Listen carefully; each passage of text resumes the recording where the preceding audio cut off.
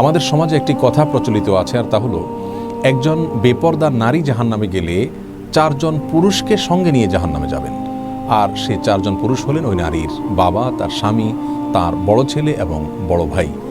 আজ আমরা জানার চেষ্টা করব যে কোরআন অথবা হাদিসে এরকম কোনো কথা সত্যি বর্ণিত হয়েছে কিনা।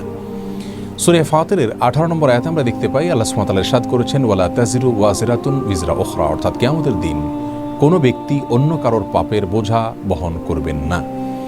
সূরা নাজমের একটি আয়াতে আল্লাহ সুবহানাহু ওয়া তাআলা ইরশাদ করেছেন, ওয়া লাইসা লিল ইনসানি ইল্লা মা সা, অর্থাৎ একজন ব্যক্তি যা করবেন সেটাই শুধুমাত্র তার উপরে বর্তাবে। আর তিরমিজির একটি বর্ণনা আমরা দেখতে পাই, রাসূল করিম সাল্লাল্লাহু আলাইহি ওয়াসাল্লাম ইরশাদ করেছেন, আলা লা ইয়াজনি জানিন ইল্লা আলা নাফসি, আলা লা ইয়াজনি জান আলা ওয়ালাদিহি ওয়ালা মাউলুদুন আলা ওয়ালিদিহি, যার অর্থ হলো কোনো ব্যক্তি পাপ করলে সে পাপটা তাকেই শুধুমাত্র পাবে, অন্য কাউকে পাবে না।